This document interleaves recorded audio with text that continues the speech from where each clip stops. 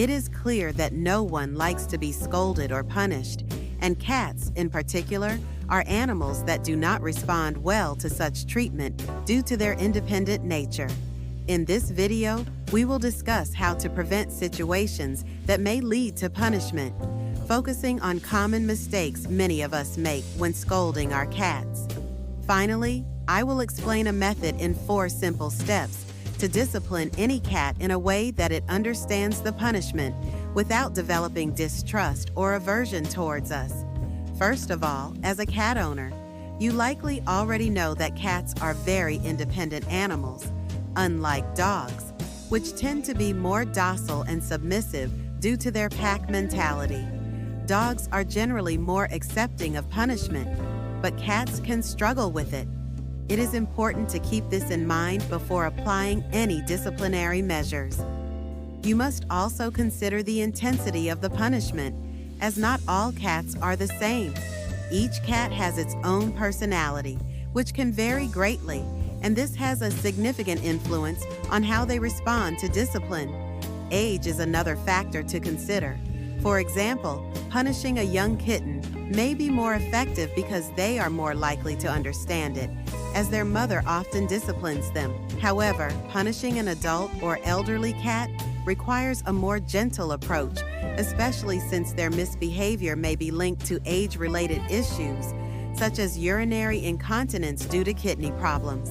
In such cases, it is essential to be more understanding before resorting to punishment. It is crucial to ask yourself if you can prevent the situations that lead to scolding. How can you do this? Very simply. If your cat likes to play with and bite the computer cable, for instance, close the room where the computer is when you leave home. This is much more beneficial than applying punishment afterward. Another example is if you have a plant that is toxic to cats. Instead of scolding your cat for biting it, it is more practical to remove the plant from their reach. Additionally, avoid making these 3 common mistakes that many cat owners make. 1. When scolding your cat, never under any circumstances mention its name. Humans often do this, but if you say, "Felix, stop doing that," the cat may eventually associate its name with punishment, which is highly negative. So remember, don't mention its name when scolding. 2. Never use physical violence. This is not only ineffective but also a crime, as applying violence to animals is illegal. Cats will not perceive it as punishment, but rather as a threat. 3. Finally, shouting at your cat is counterproductive. Cats have a much higher sensitivity to sound than humans. What may seem like a loud voice to us can be traumatic for them. If you tend to shout, it may cause your cat to fear you, and they may run away after being yelled at. Now, let's discuss how to punish your cat effectively. The first and most important thing to remember is the significance of timing. If your cat does something you dislike and you want to punish it, do not wait an hour to do so, as they will not understand.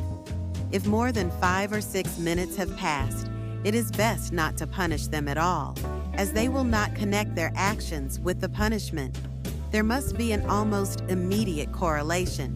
You did this wrong, so I am punishing you. One of the simplest and most effective punishments that does not harm or humiliate the cat is to use a spray bottle filled with water. If your cat is doing something wrong, a quick spray on its muzzle will help it understand that it is being punished. While it does not hurt, it may be enough to deter the behavior over time.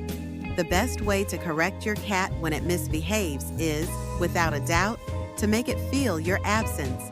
Although cats are very independent, if they live with you, they depend on you and know you're always there for them. Therefore, depriving it of your company is an effective punishment. You may be wondering, how do I do this? It's very simple. Set up a small room in your house. When your cat does something you don't like, take it to that room, close the door, and leave. Don't leave it there for too long. At first, just 4 or 5 minutes. Then, when you take it out, avoid petting it or giving it affection, as that would negate the punishment. For the next hour or hour and a half, remain distant and somewhat indifferent. Your cat will want to reconcile, but it's important to show that you're upset if it repeats the behavior that bothers you. If it does it again, you can increase the time you leave it in the room. This way, it will learn to associate its bad behavior with time in the room and your indifference. Also, although not as effective as with dogs, positive reinforcement is also important. This means rewarding your cat when he behaves well. You can give him something he likes, since you know him best. The key is for him to see that you support him when he acts the right way, and that this brings him more attention and affection. I hope this helps you have a better relationship with your cat.